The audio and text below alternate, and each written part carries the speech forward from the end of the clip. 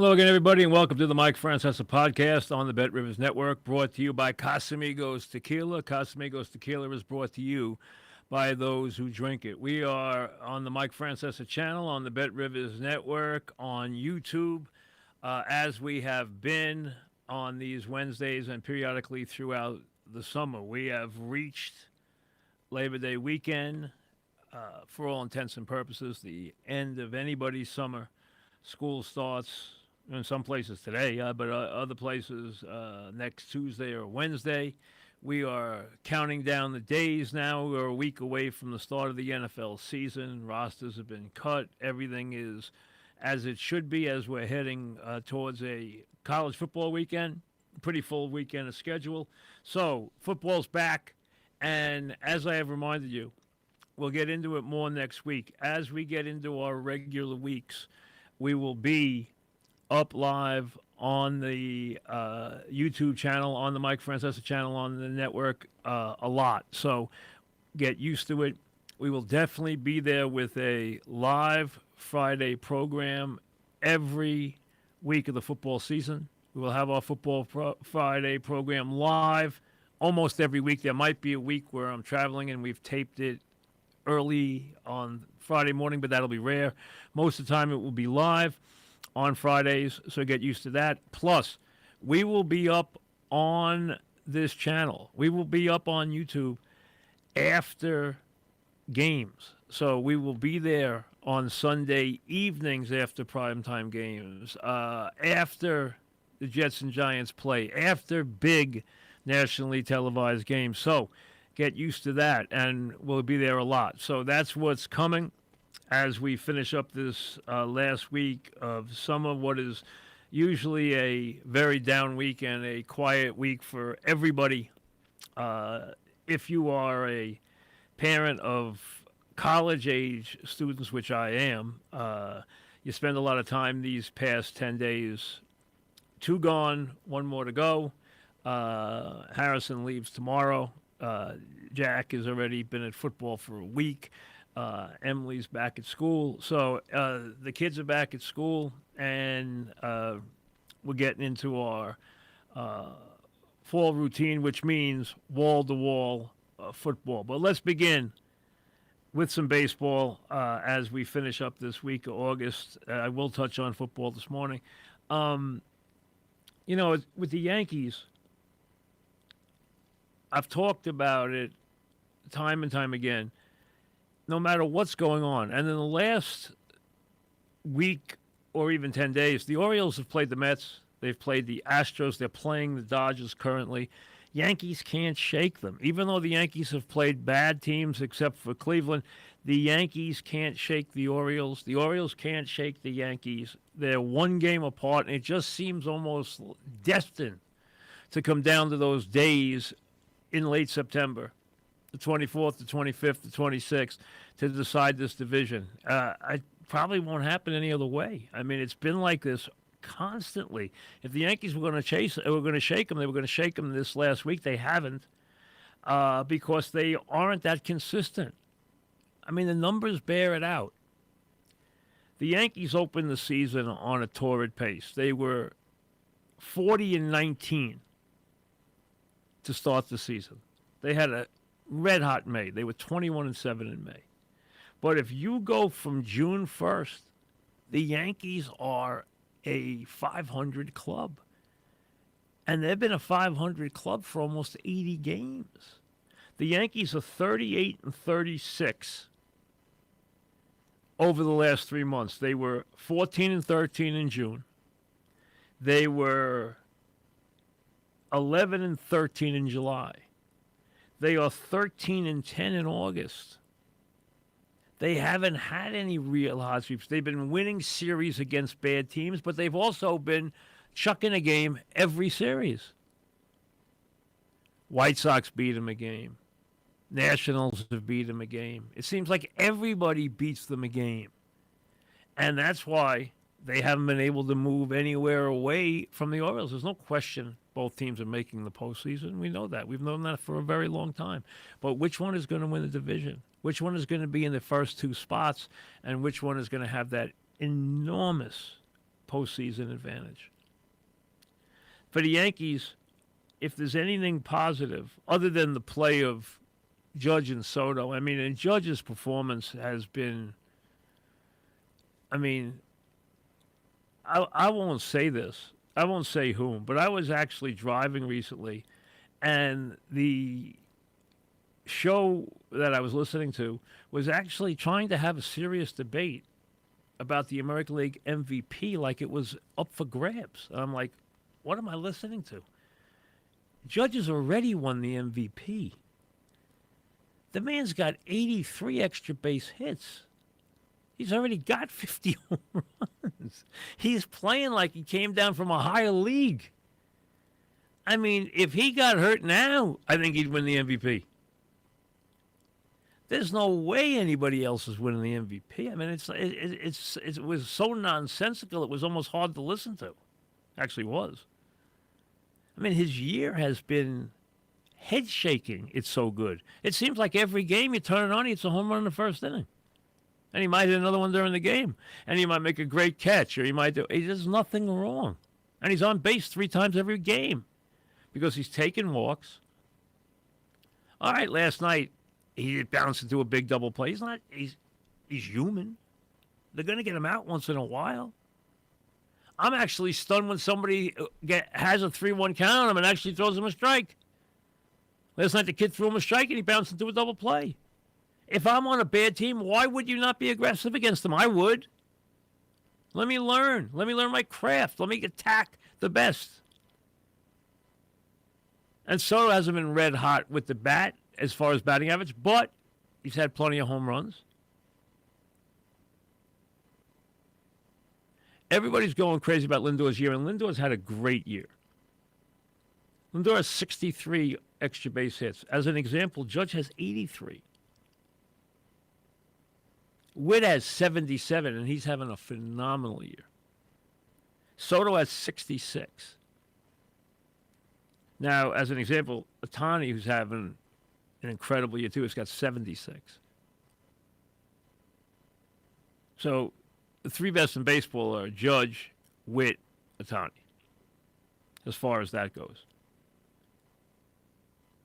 As far as the Yankees go, the one positive thing I've seen lately is Torres has awakened, and he's giving them what they have desperately needed, which is somebody who can get on base at the top of the order.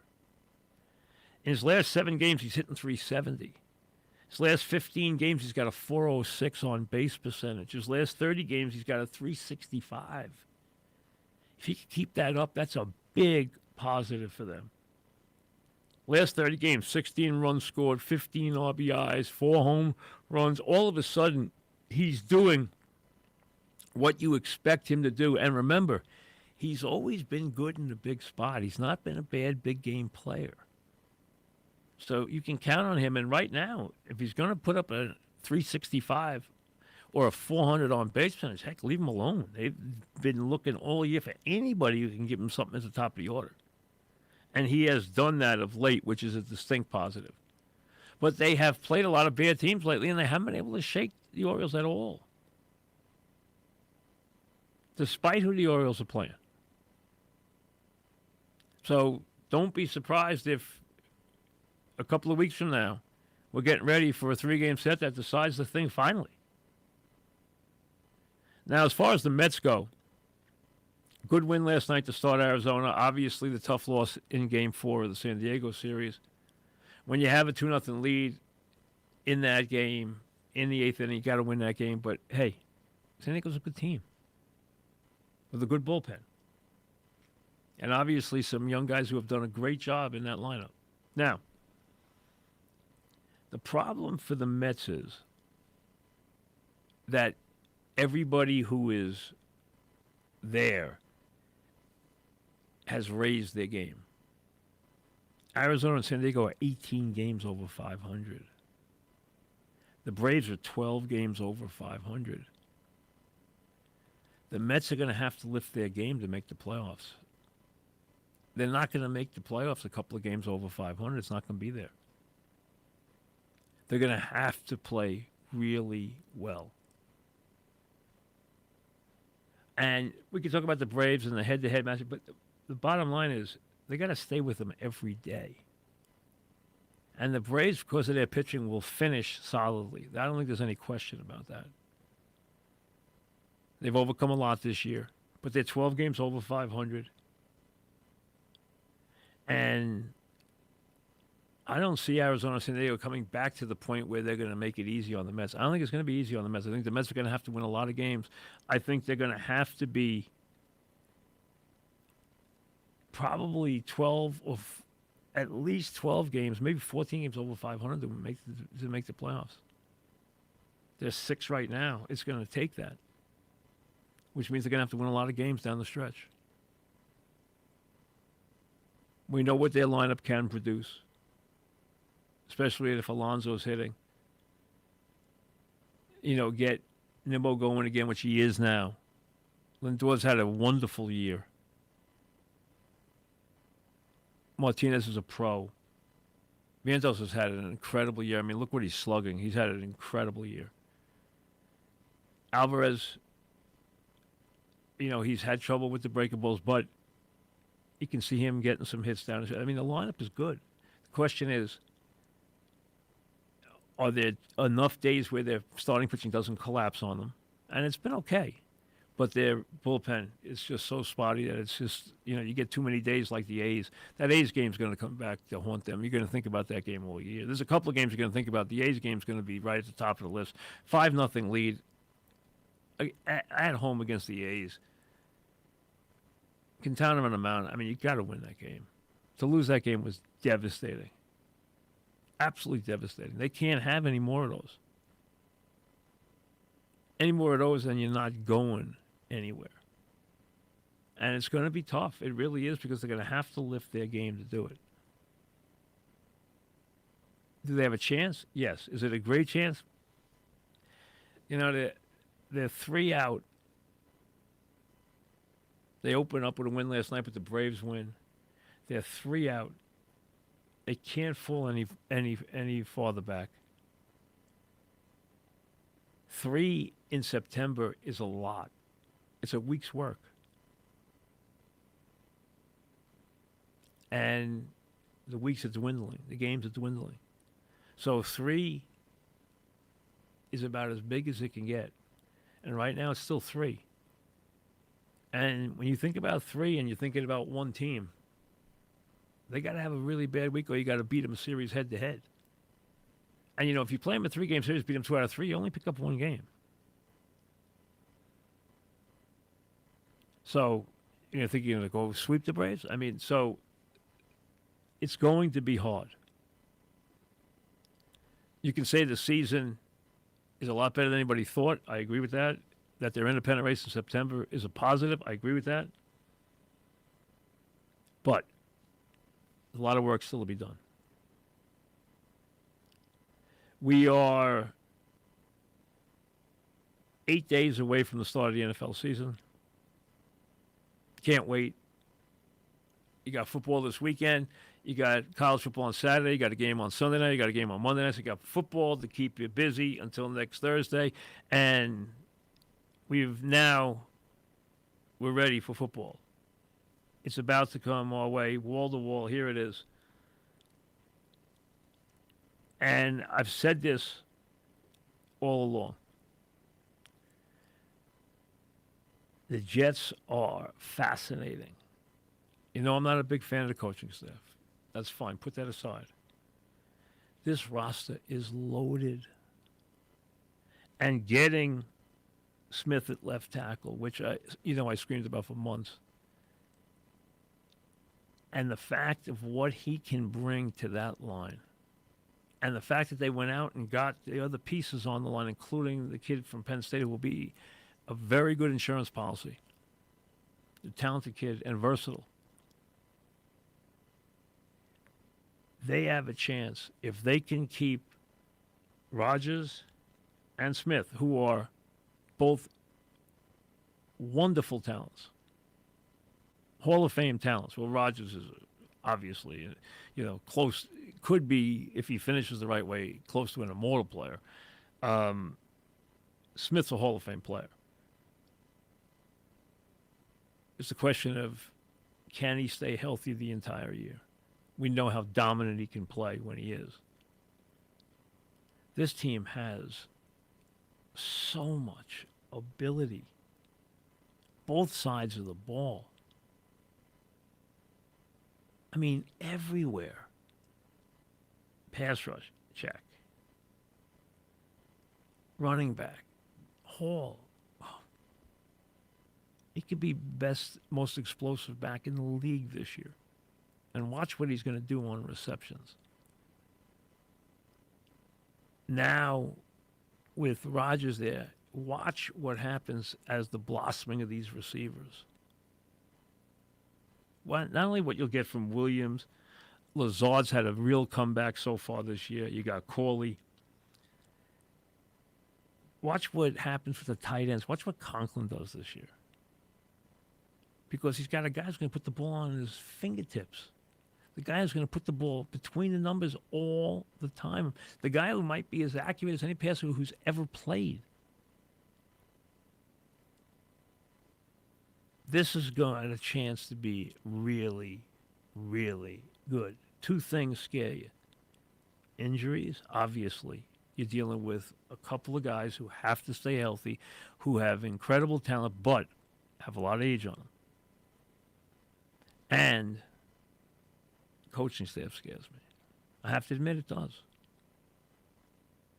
That can be the difference in 2-3 games. It can make all the difference. They are capable of winning a division title. They are capable of, I hate to say this because it's the Jets, but they are capable of anything this year. They could be an utter disaster if the quarterback goes down. They could be an incredible story if he doesn't. The team is loaded. The roster is on. I mean, you look at their defense. They have all pros. They have guys who are all pros in all three spots on defense. On all three areas of the defense, they have guys who are top of the league. And listen, San Francisco might be ready to hand you a gift, and you spit it out by not getting Reddick signed. I don't care that they're having contract problems with Trent Williams. That's a gift. If he doesn't play, they're not the same team. When he doesn't play, they're never the same team offensively. Ever. Forget McCaffrey. Forget everybody. When he doesn't play, they are not the same offense. They're not even close. And there's a very, very strong chance he's not going to play Monday night. And what are you going to do? You're going to turn around and take a guy who you brought in here to be the finishing touch on that defense, and you don't even have him in the lineup. And it's just, forget what San Francisco's doing. They've been there. They've been at the top of the league. I understand they haven't won a championship yet, but they've done everything but.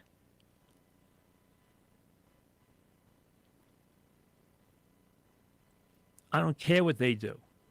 I care what the Jets do, and the Jets should have gotten this taken care of. You've done everything this year. They've finally done things the right way. You finally fixed what needed to be fixed. You've gone about it, and all right. Am I in love with the coaching staff? No, I'm not. You know how I feel about Hackett. You know how I feel about the head coach. Head coach got to show me a lot. He has shown me nothing. Show me that he can coordinate a defense. That I know he can do. But I knew that before he got here, that he could coordinate a defense. I don't know that he has even a clue how to be a head coach. And I'm not a Hackett guy.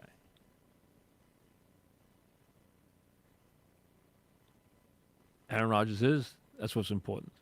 I am an Aaron Rodgers guy because who isn't? How would you not be an Aaron Rodgers guy? The guy's that good. Whether you have had enough of his nonsense off the field or not, or his craziness. And you know what? I don't care if he howls at the moon, as long as he plays. As long as he's out there and he's throwing touchdown passes and he's leading this team, who cares? Let him do whatever he wants. This could be a special year and a special team. And that is, I mean, if you're a Jet fan, hey, I understand you're going to hold your breath. I understand there's going to be a time he's going to get hit, you're going to hold your breath. I do. They brought a guy in here to back him up who can play for a couple of weeks if he had to. You can win games with him at quarterback, especially with the talent he's got here. He can move the football. They have a legitimate backup quarterback. But the idea here is not to play him. The idea here is to play your superstar quarterback, who in my mind is still a superstar quarterback till I see he isn't anymore. I know some people, when they rank the quarterbacks, are now downgrading him because he didn't play last year and because he's old. Hey, I have to see a fall off in terms of him throwing the football, and I have not seen that. And this is a line that, when healthy, led by a Hall of Fame left tackle, is going to protect the quarterback. See, you have not seen the Jets operate with this kind of line or with this kind of quarterback. It's a whole different world than that absolute pathetic thing for an offense that you have watched year in and year out. You are going to be sitting there with Rodgers quarterbacking and having Smith at left tackle and saying, where have you been all my life? It is a different world. It is like taking a beat-up Chevrolet that has, all kinds of engine problems and putting a Maserati there, a brand new one. That's the difference you're talking about. That's how much you are elevating the quarterback play and how much you're elevating the play on the offensive line. Do you know what it is to have a left tackle like this?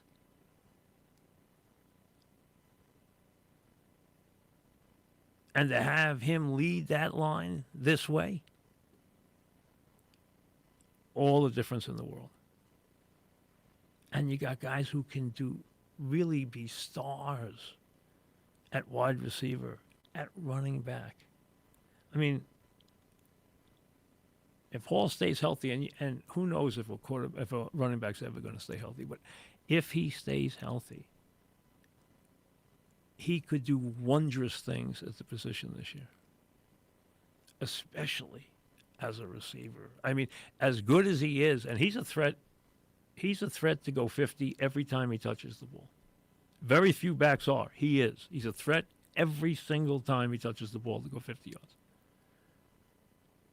And you can't say that about a lot of guys in the league. And, do you want to see him be a little better on the tough yards? I'm going to live with that part. You watch when he's behind a real line and see how hard it is for him to get 3 and 4. It won't be very hard. I promise you. And I'm not saying he's going to be the best 4th and 1 guy ever. You know what? You got guys who can do that. That doesn't have to be him. But what he can bring to the table is really game-changing. I mean, there are so many things you can talk about on this defense, on this offense. Their kicker is good. Their punter is wonderful. This is a hard roster to screw up. If you can keep an aging left tackle and an even older quarterback healthy. Those two players have to stay healthy, or it doesn't work. And really, I don't want to see Smith go out for 6 weeks because that will be very hard to replace. Very hard. The Jets are going to be good if their players are on the field. The Giants are a much tougher call. Do you see some things you like when you look at the Giants? Yes. Do you see some things, you know, obviously they're going through a big change in how they're going to call the defense and how they're going to run the defense. It's going to have obviously a lot less bravado, a lot less chances are going to be taken. But let's be honest, I know this didn't end pretty, but your past defensive coordinator did a good job. He really did. I understand he and the coach blew up. I understand that. I'm not taking sides because I don't know what's fact and what's fiction. I have no idea. I don't hear things from the Giants the way I used to, so I don't know that stuff. So I'm not going to try and tell you that I know who's right and who's wrong because I don't. So it doesn't matter. One's here, one's not here. Did the head coach take a hit last year? He did. He had a wonderful first year and showed a lot of good things. He had a very, very tough second year. And it really took away a lot of the things that he gained in year one around the league, because a lot of people were shaking their heads last year around the league and hearing things like, hey, not good stuff about how he's handling people, how he's handling players, how he's handling staff, all kind. But you know what? That's what happens when things go sour. You start to hear everything. Doesn't matter. Now it's year 3. Is it going to be more year 1, more year 2? That's what you want to see. They have some guys there that without any question, are going to help them. The addition of Burns, the addition of Nabers is immeasurable to both units. They have a legitimate game-breaking wide receiver, which they have not had in forever. Or ever, let's be honest. I mean, really ever. Except you know who. And when he was there in those early years, he did a heck of a job, and so did Eli getting them the ball. But it blew up. Nabers can be that kind of wide receiver. He can be as good as advertised. And he's sure gotten plenty of advertisement. Burns, we know what he is. Having Thibodeau continue to take the strides that he took last year. Are you worried about the secondary? Yes. Are you worried about some of the other spots? Yes. Do you have a tremendous player in Burns? Yes. Do you have a tremendous player in Lawrence? Yes. Do you have a very solid player in guys in other spots? Linebacker? Yes. Secondary? We'll see.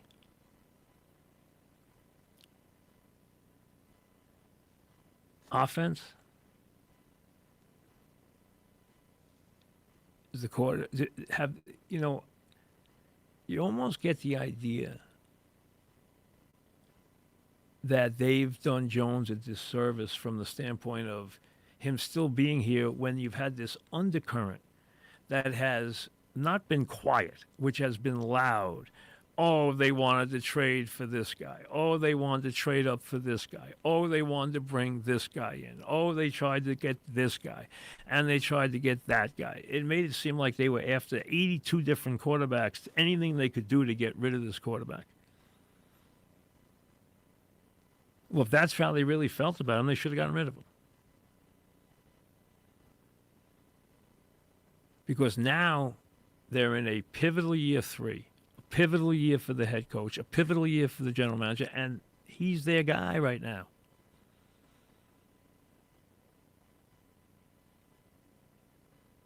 Is he their best quarterback? Yes. If anyone thinks otherwise, it's silly. Okay, it's silly. He's their best quarterback. Now, is he healthy? I don't know. Has all this stuff that he's in, all this noise and the way he's been treated, has that impacted him? Maybe. I don't know. It could, because clearly the organization has not shown a lot of, I mean, it's been very clear. Very clear.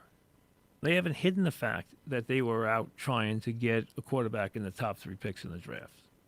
They haven't hidden the facts that they have gone out and tried to get other quarterbacks. They have showed no allegiance to this player, except he's here. And he's the guy right now.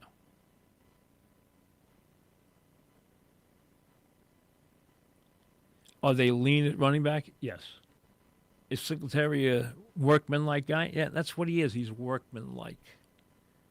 Nabers isn't workman-like. Nabers is an explosive weapon who should take his place among those. You don't want to say top couple of receivers, because there are so many good receivers in the league. It's crazy. Try to whittle it down. Every time you turn around, there's another one. Oh, of course, Hill. Oh, of course, Lamb. Oh, of course, Jefferson. Of course, Chase. Of course, this. Of course, that. Of course, now you have one in Arizona. Of course, you got one here. You got one there. You got one here. You got one there. There are 25 big-time receivers. We know that. This guy's going to take his place there? Probably. Sounds like he is. I could be surprised that he is. He's going to make big plays. They're going to throw him the ball, and this guy can throw a deep ball. 2 things Daniel Jones can do. He can run with the football, and he can throw it deep.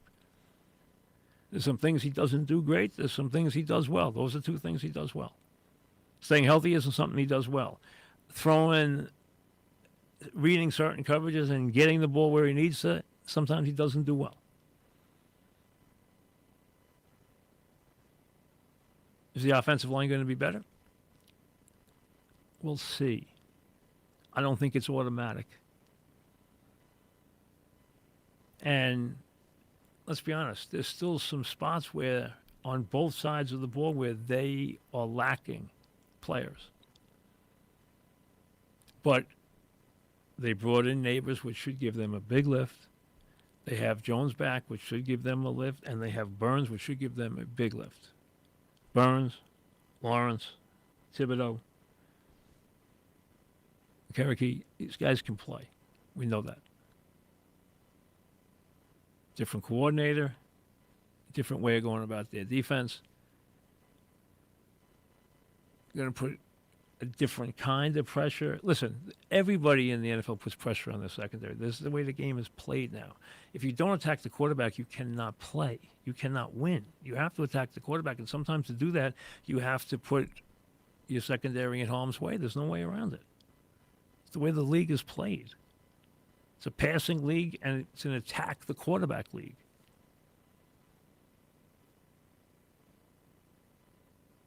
Al Davis told me years ago, I can't remember how many years ago, that he said to me, hey, ATQ, everything on defense is going to be ATQ, attack the quarterback. And he was right.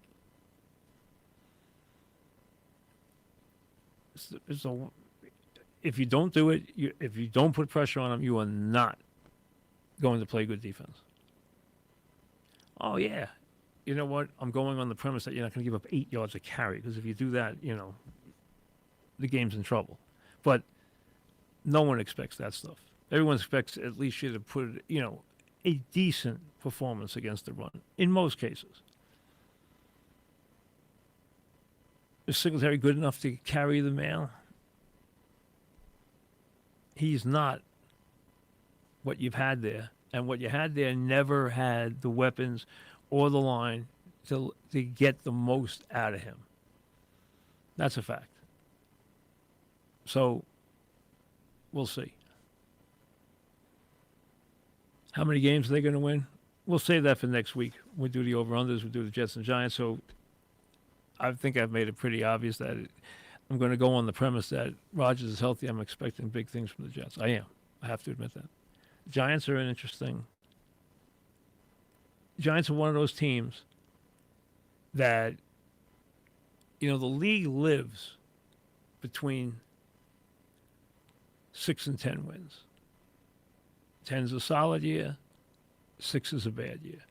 The league lives between 6 and 10. Almost every team's going to win 6. The good teams are going to win 10 or more.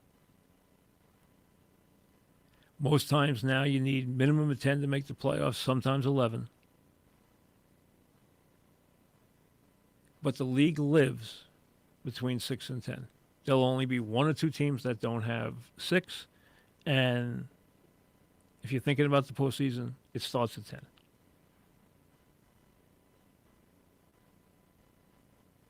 And you might, depending on the situation, have to bump that up to 11 in some places. The Giants good enough to do that? 11? I don't think. 6? I think it's going to be better than that. I think there'll be enough games that are winnable.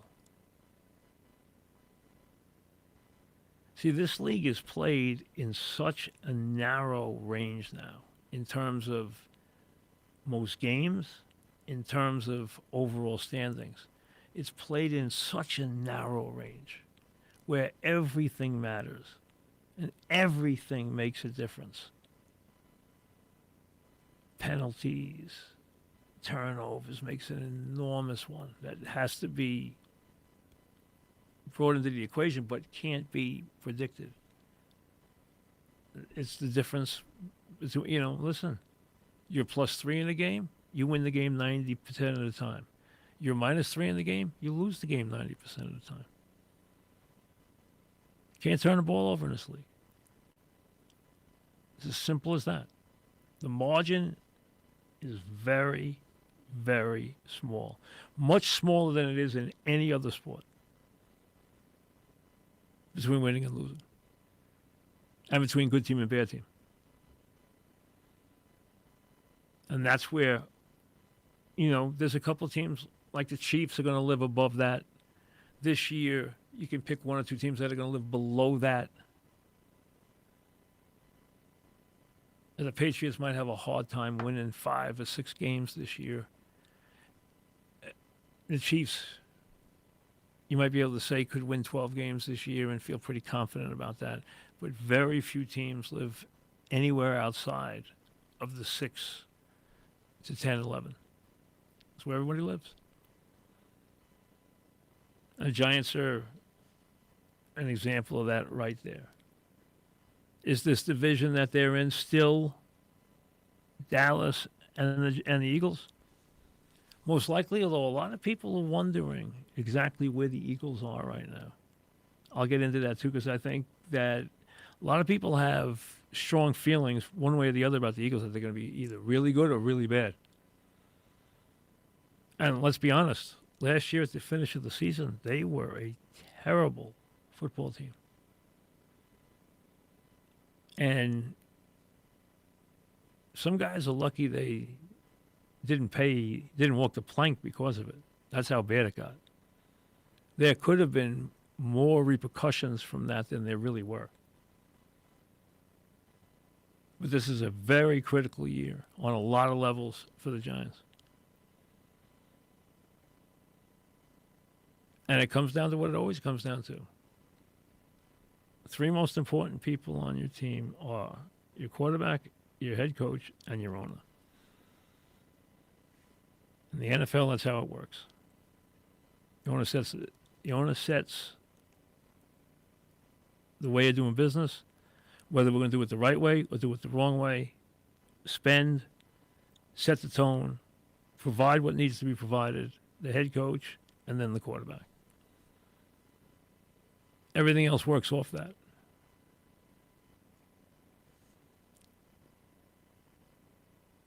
So now we're 8 days away. Now, a couple of things to get to before I get the emails to finish this up. The boost this week is going to be, and we hit it, I think, the last 2 weeks.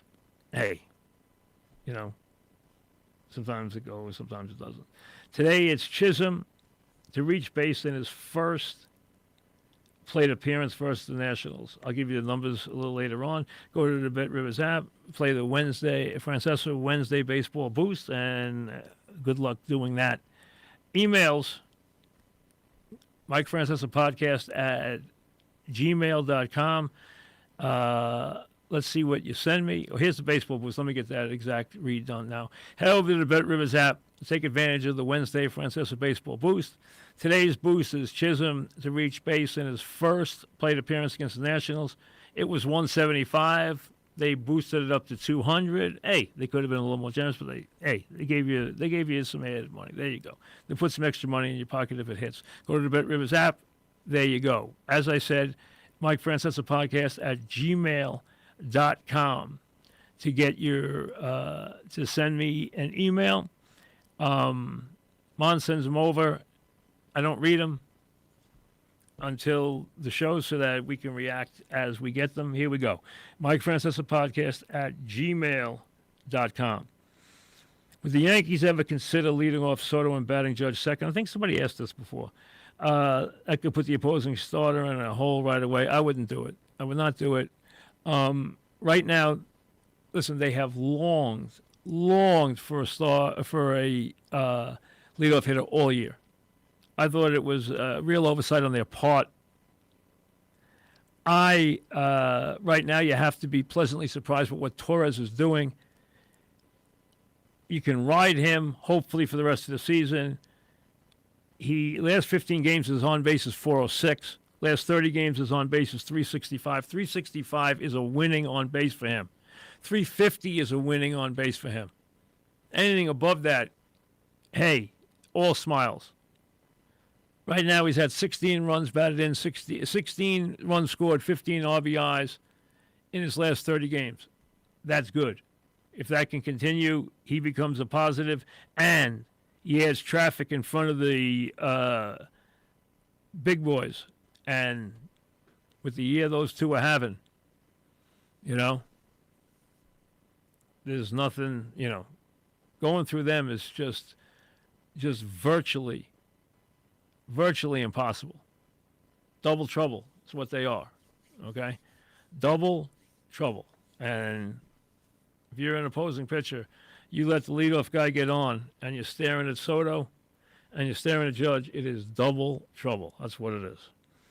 All right, Richard, who is the number one athlete in New York, Judge or Brunson?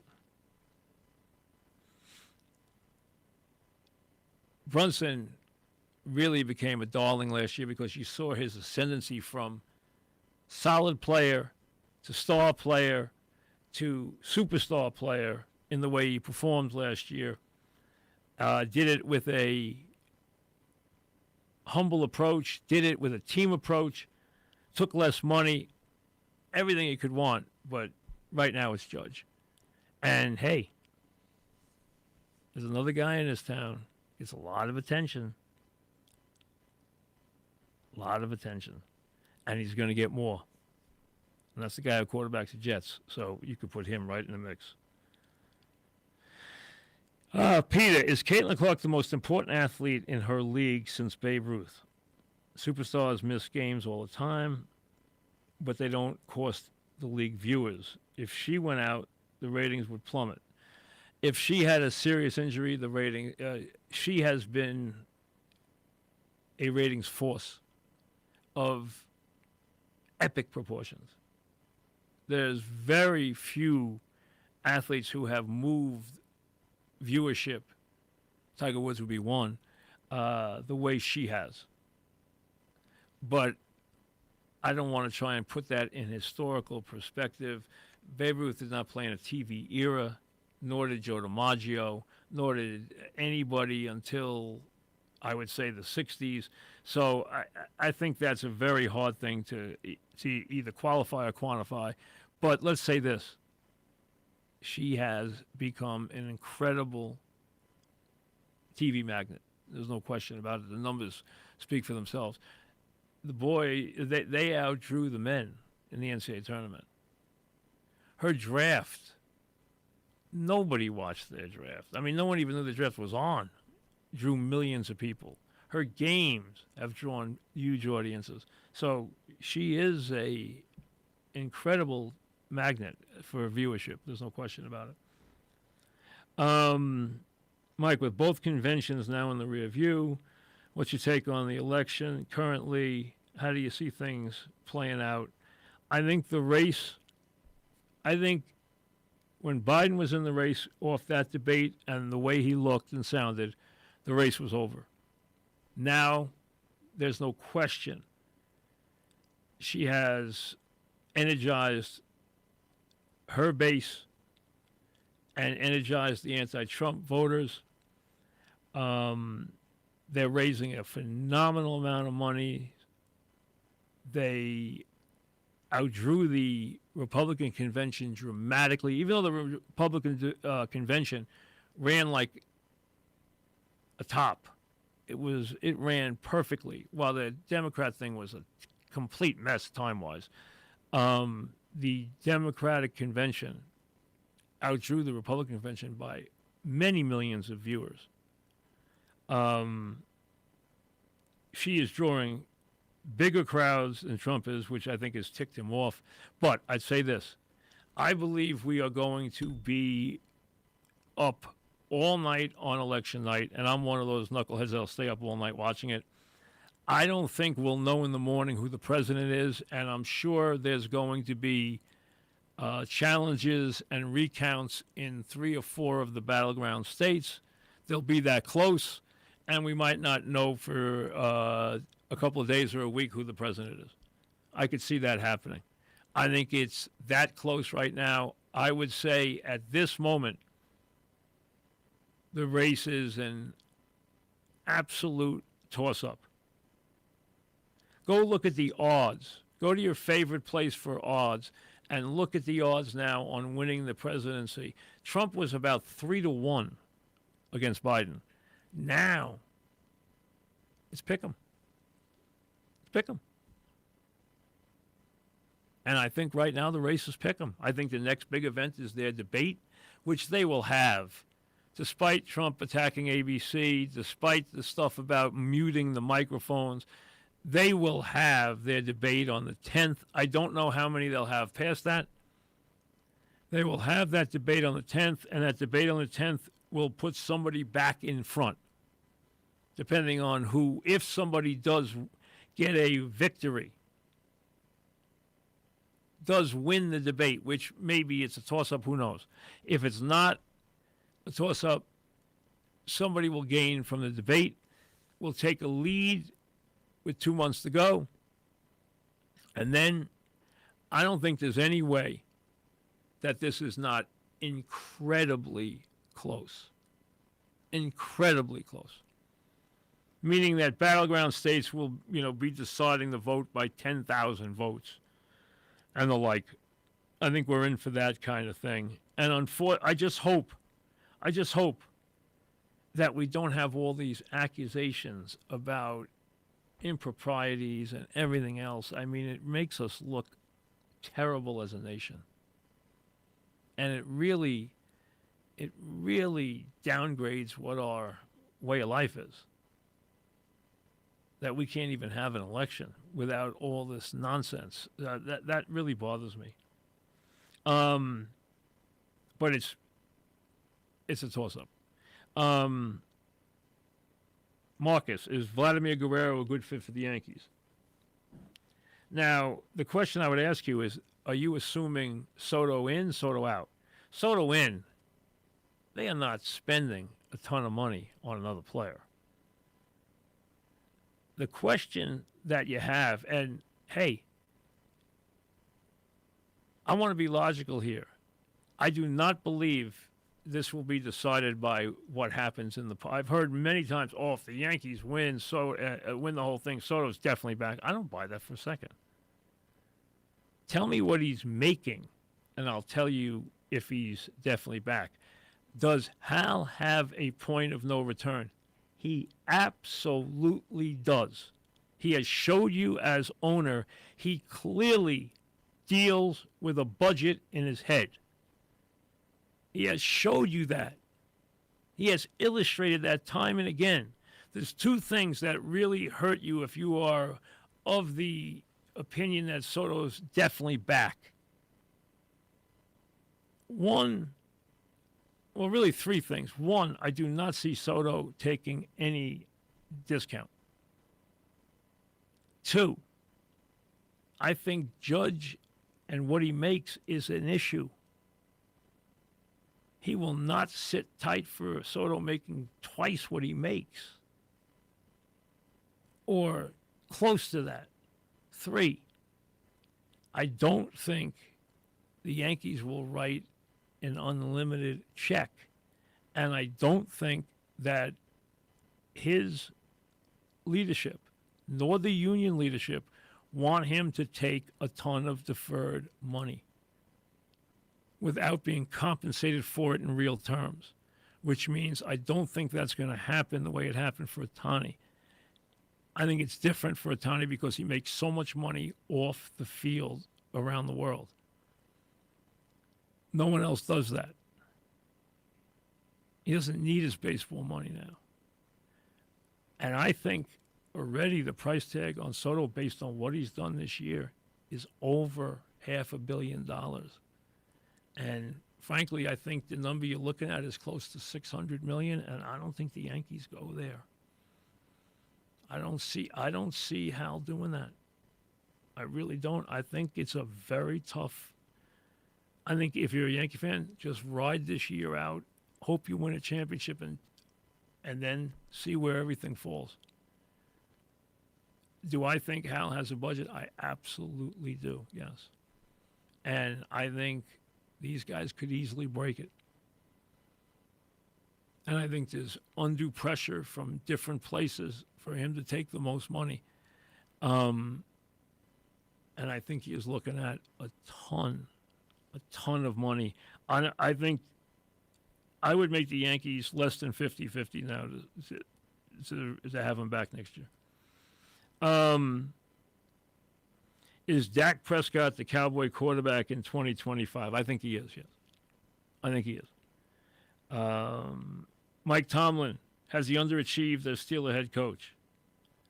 I know what the resume says, the good and the bad. Do you look at it as, wow, they continue to find a way to avoid losing seasons despite terrible offense, despite terrible quarterback play?